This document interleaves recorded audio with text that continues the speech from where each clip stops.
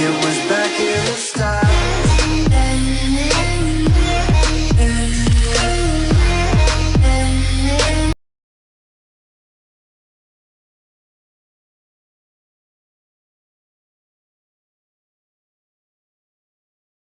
Penyimpangan merujuk pada perbedaan atau deviasi dari standar, norma, atau ekspektasi yang telah ditetapkan. Penyimpangan dapat terjadi dalam berbagai konteks, termasuk dalam proses, kualitas, perilaku, atau data. Berikut adalah beberapa aspek dan jenis penyimpangan yang umum ditemui. 2. Penyimpangan dalam kualitas. Penyimpangan dalam kualitas merupakan perbedaan dari spesifikasi kualitas yang diinginkan atau yang telah disepakati. Penyimpangan kualitas biasanya menyebabkan produk atau layanan tidak memenuhi standar dan berpotensi menurunkan kepuasan pelanggan. Contoh, produk elektronik yang mengalami cacat produksi dan tidak lolos uji kualitas merupakan bentuk penyimpangan kualitas.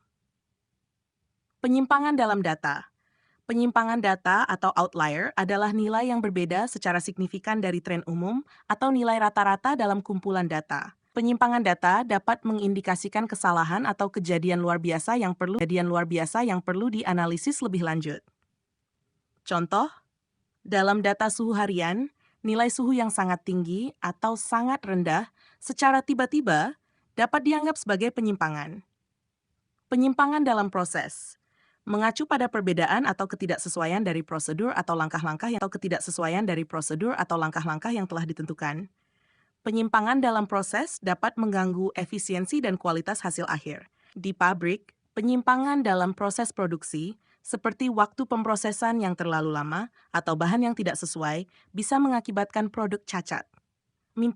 Penyimpangan perilaku atau etika melibatkan tindakan atau sikap yang tidak sesuai dengan standar, norma, atau etika yang diharapkan dalam situasi sosial atau profesional. Ini dapat menimbulkan masalah hubungan, ketidakpuasan, atau ketidakpercayaan.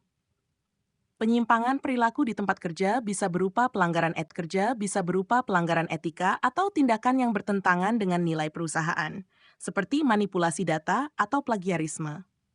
5. Penyimpangan dalam rencana atau target. Ketika hasil atau pencapaian tidak sesuai dengan rencana atau target yang telah ditetapkan, seringkali disebabkan oleh faktor internal atau eksternal. Penyimpangan ini memerlukan evaluasi untuk menemukan akar penyebab dan melakukan penyesuaian yang diperlukan. Jika penjualan suatu perusahaan jauh lebih rendah dari target, ini merupakan penyimpangan yang mungkin memerlukan evaluasi strategi pemasaran atau pengelolaan produk.